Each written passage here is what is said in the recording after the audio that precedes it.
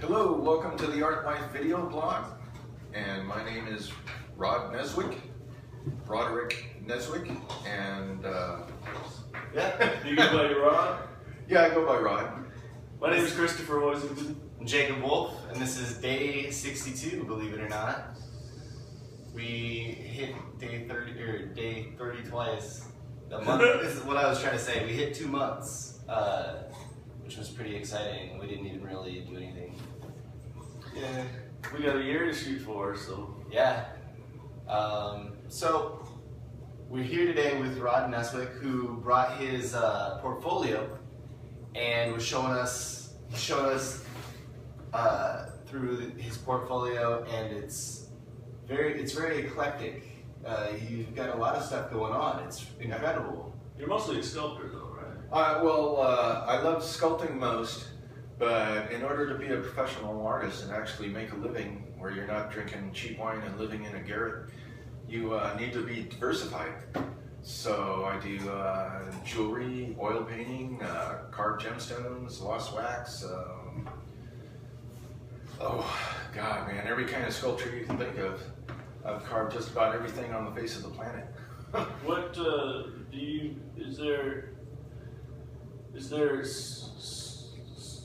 how do I want to say it? Like, how do you choose your projects, or is it like anything that anybody wants, you know, or do you? Well, okay. About a third of my projects are commissions, and I hit up a lot of architects and contractors and interior designers, and I show them what I have, you know, because there's a lot of cabinet doors and mantles and things like that. And since I work in stone, wood, bronze, marble, stained glass, etched glass, there's usually something they see that they can, you know, go towards, or gives them an idea of something. So that's about a third of my commissions, and then another third of my commissions is usually from private collectors and people who see my artwork in shows or galleries or whatnot. At one time I had 37 galleries from Oahu in Hawaii all the way to New York, and then I've gotten some calls from people who saw my work in the Bundy Museum of American Art in New York. Is this the carving or the? Carvings and paintings. Oh yeah. Yeah. What's great about Hawaii, I did a whole set of the Hawaiian monarchs in wax, and it was a great commission. I didn't even have to do the finish work or the casting or anything, just do them in wax. Mm. So yeah, it's and then a third of my work is just out of my own head, and I just put it out there, and you know, it's like throwing them to the wind. They usually end up getting bought, or you know, something happens to them good. Or I end up using them for trading for something, or my rent or something. Here, take a painting. Something. You said that you started sculpting when you were like 5 years old? Oh yeah. 5 and 6 years old, I started carving dolphins and stuff I'd see on TV or, you know, in a magazine. Mostly little heads. I'd carve little heads. I'd take a big bar of ivory soap, and I'd go to the kitchen and I'd carve this bar of soap, and it'd be soap all over the house, man. And my mom would get so mad, man. This poor lady, she just got so frustrated. And she'd pat on my butt, "Don't you be making these messes." Bam, bam, bam, bam.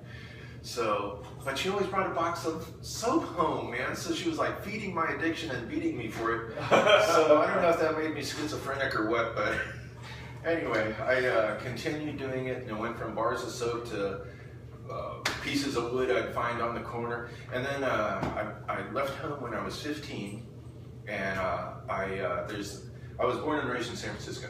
Okay. So there's this place, I don't know if it's still there because San Francisco has changed so much, but it was called Grant's Pipe Shop. And it was 100 and some odd year old establishment right there on Market Street, and I could buy a Meerschaum pipe kit. Meerschaum is fossilized coral from Tanganyika, Africa. And I don't know if you know what Meerschaum is. You've seen those carved pipes that are kind of whitish gold color. Mm-hmm. Well, what you do is you carve this, it's pure white, it looks like chalk, it's like carbon chalk. And you get these pipe kits for $12, and it has a hole drilled in it and a pipe stem and a little where you screw it into the back end, and it was a big block. And you carve it, and then you put it in, you boil it, and then when it's hot, you pull it out and you rub beeswax on it, and that's where it gets the golden color. Anyway, so I would buy these kits from Grant's Pipe Shop when I was 15, and sell it back to him for $60.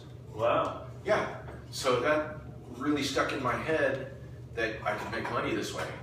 And then I was 15 and I left home and I found, this will crack you up, I found a 9-room flat, 21st and Valencia over a Chinese grocer, and it only cost $150. Wow. Yeah, it had bay windows over the street, you know, round glass and What everything. year was this? Oh, this this was 1966. So quite a long time ago. You can't even find a closet studio for $2,000 now, man. But anyway, and I was too young to rent it, so I rented 3 of the rooms to my friends for my older friends, because I always had older friends, for $50 a piece, and then I had free rent and a place to live, and then I got started. My professional life began. So the first artwork you sold were those pipes, then, huh? Yeah. That's how I got started, and I got the bug that I could make money, and back then, you know, $60, and I do, you know, a couple a week, and that was like good money back then. Yeah. You said that you're working on your master's. Yes. What is your education previous to now in the arts? Oh, in the arts? Well, in general. Yeah. Well, I finished grade school. I put myself through high school because like I said, I left home when I was 15, and then I went to community college in San Francisco off and on, and you know, just kept going in and out and in and out because I'd rather do my artwork than sit in a classroom.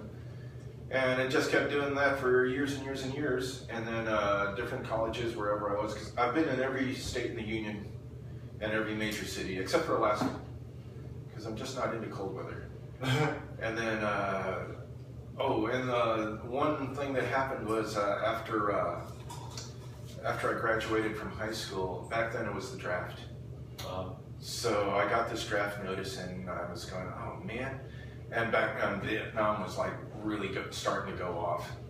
And I was going, oh my God, they want me to go kill people and maybe get killed. And I'm going, oh, I want to know what's here before I do that.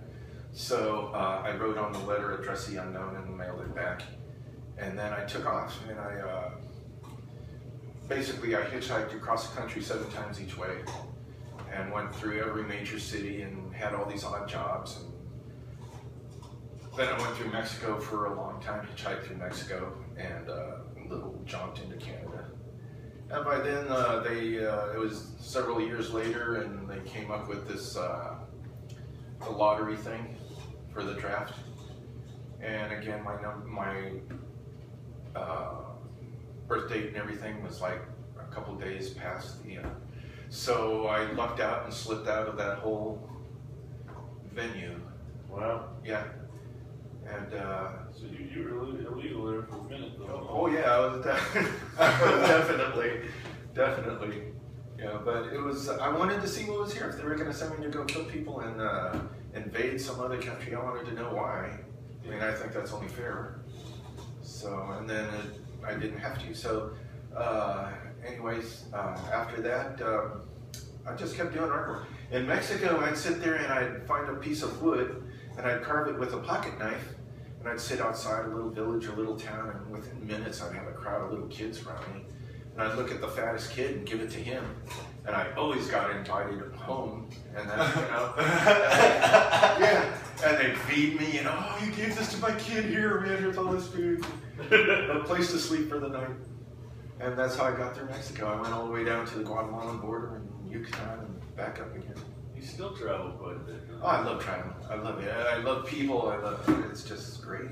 I mean, but, you know, things have changed a lot. You can't really do what you used to. I would never recommend somebody to hitchhike nowadays. Yeah. Well, hitchhiking has become illegal across most of the United States. Oh, well, speaking about that, it was, here's a funny thing. The first time I hitchhiked, okay, leaving California, I got this long hair that I could tuck into my belt, and I'm wearing, you know, butterfly t-shirt and all in these neon colors and bell bottoms and a backpack, and I'm thumbing, and I hit Nevada.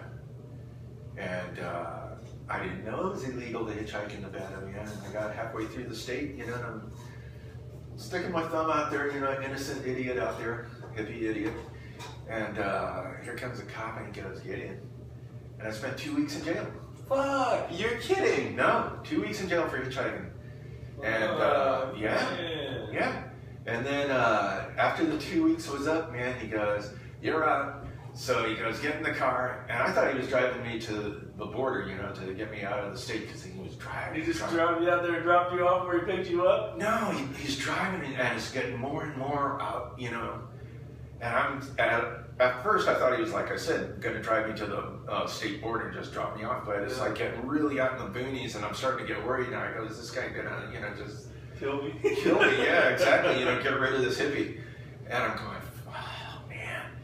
And he drops me off way the hell out in the boonies, man. There's like a dirt road, and he pulls off this other dirt road. He goes, get off, get out. And I get out, I'm going, where am I? He goes, you're in Nevada. And he just drives off, right? So I'm sitting on my backpack for hours and hours and hours, and I'm going, oh my God. And I'm getting hungry, and I see this van coming down the dirt road, you know, just barreling. All I see is a dust cloud first before I see it's a van. So I go, oh, the hell with this, and I stick my thumb out again, and the cop pulls out of this little... No way! Yeah, this little gully arroyo kind of thing, and he comes pulling up. He goes, second offense, get in. Yeah, 3 weeks. Yeah. Yeah. Cops gotta make their fucking quota. Oh my God, I was blown away. Oh my God. And they wonder why we hate police in this country. Yeah, so anyway. So then, finally when they let me out, I was just walking and walking and walking with a backpack, and this car finally just drove next to me and said, hey, you need a ride? And I go, yeah.